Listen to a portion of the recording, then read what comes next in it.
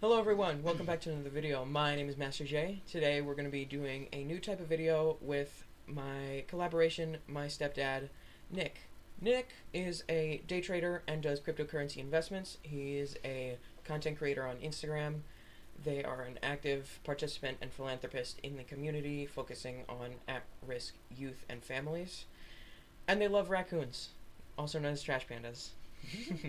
Alright, well, we're going to finish off with some questions I have for you. Okay. First question. How do you stay motivated and avoid burnout as a content creator?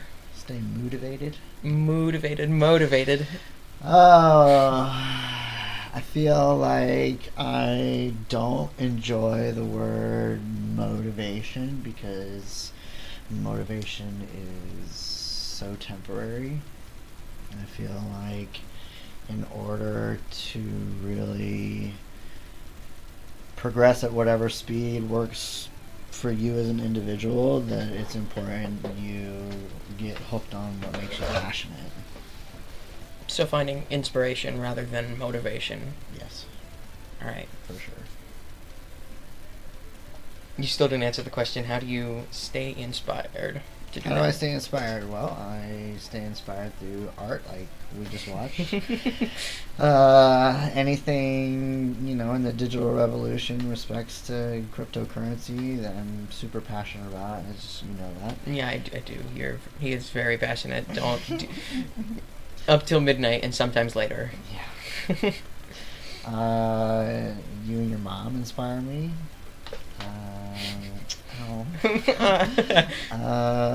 Just life. I just have this different zest and taste for life. I think that I can find inspiration literally. You could throw anything at me, I will find something inspirational about it. But that takes it takes work. It takes healing. So, self-love. Self-love. Be inspired by self-love. It's really good.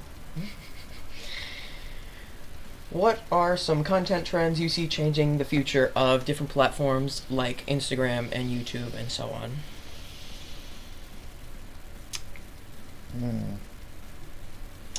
I'm just going to go with the digital revolution again.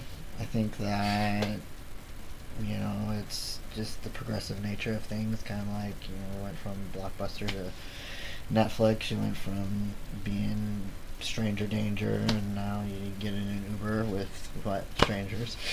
And I don't think that currency is going to be any different. I think it's already here. I don't really think I know it. I experience it. You experience it. We all do, whether we have a hand in that or not, or whether we think we do consciously. But I think that for these platforms, they're the leads here. So, TikTok appeals to specific generations, Instagram, so on and so forth. So it's like, you just find what you're passionate about and run with it.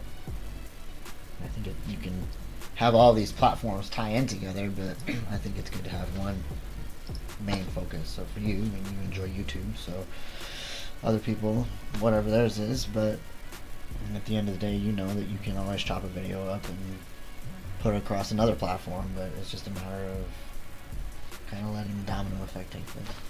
Right.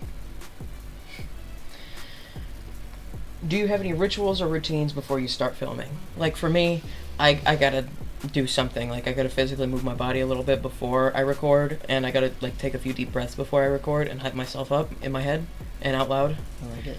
What do you do? For me personally, it's all about intention and prayer. So I'm always having conversations with God and infinite intelligence, and I think for everybody, obviously, intention is important and why we're doing things, but who do we want to impact at the end of the day? So staying mission focused and allowing those rituals to create consistent discipline. Like it. What's a piece of advice you'd give someone who's just starting content creation? Have fun with it. I feel like if you're anything like me, you just have super high expectations of myself. And through content creation, I've learned that, you know, perfectionism is a nasty thing. And it's not just nasty because perfect doesn't exist in the realm of, like, outside of being, you know, you're born perfect. But, you know, you can get lost in being so hard on yourself that you completely stop creating.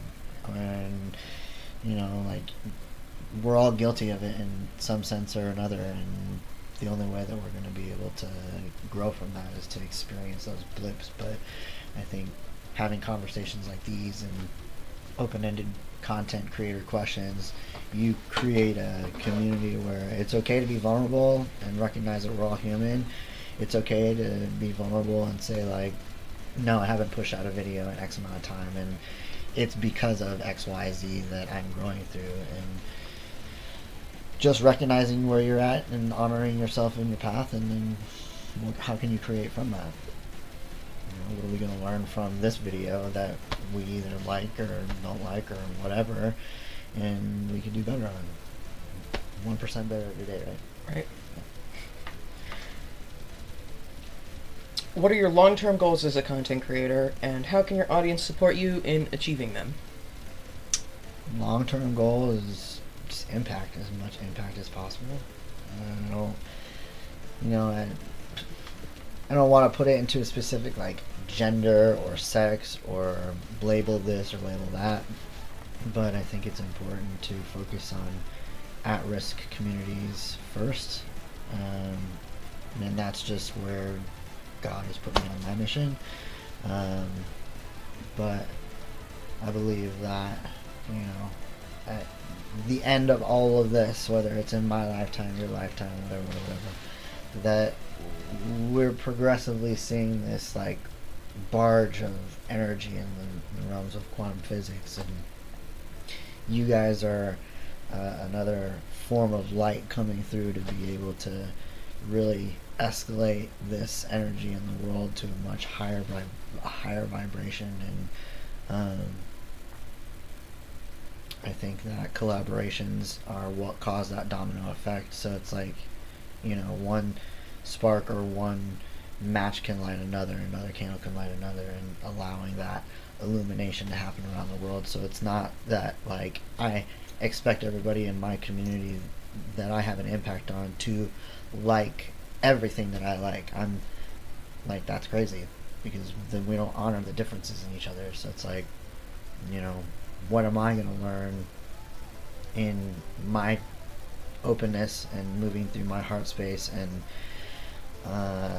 having a high teachability index to say, like, yo, you've got some really cool things going on here in the world of YouTube. Like, what can you show me through, you know, Streamlabs? What can you show me through, you know, your new equipment or whatever it is? And same thing with you when you come to the table and, you know, we're doing the trading thing, or, you know, we're talking about DeFi or gaming or whatever it is. It's just really just coming to the table as artists and throwing paint on the wall. And that's it. Hopefully that answers your question. That did. Final question. How do you how do you balance staying true to your style while keeping up with algorithm changes? Like, for me, algorithm changes in YouTube are frequent, but also not very often. Instagram, I know it changes all the time, because all the time there's new people and new creations. So how do you stay true with yourself while all that occurs? I would just challenge the thought process that with everything being fractal, that the algorithm wants you to be authentic. That's it.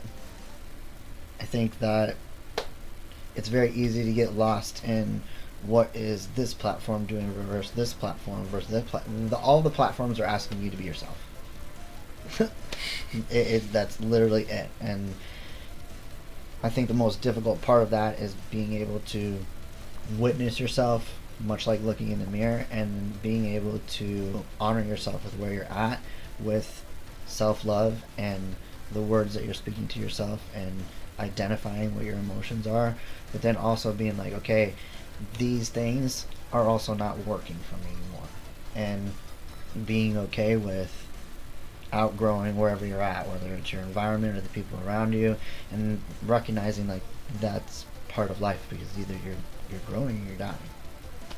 So it's like, don't you want to consciously have a hand in what you're creating, rather than having somebody push an idea on you on some platform and you're just randomly scrolling, and now all of a sudden you think that you like XYZ, but you never really liked XYZ to begin with, and somebody planted a seed inside you. That's why I'm always like, ask questions. You don't have to be afraid to ask questions, as long as you're asking them respectfully.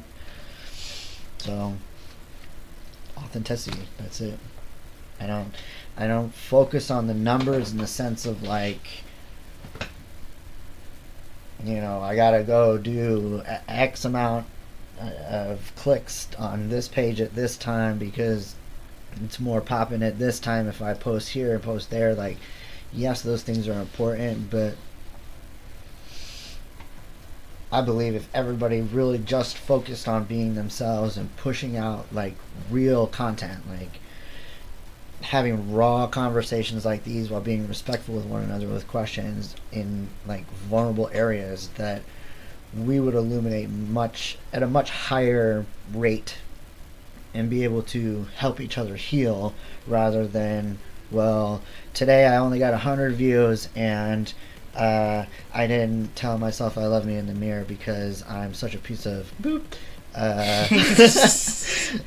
Because I didn't do what I needed to do, and now I've lost confidence in it. Like, squash that. We already know that's not going to give you what you want in the long run. So, be you. Self-love. That's it. All right. Well, now we'll finish it off. Go. Mm-hmm.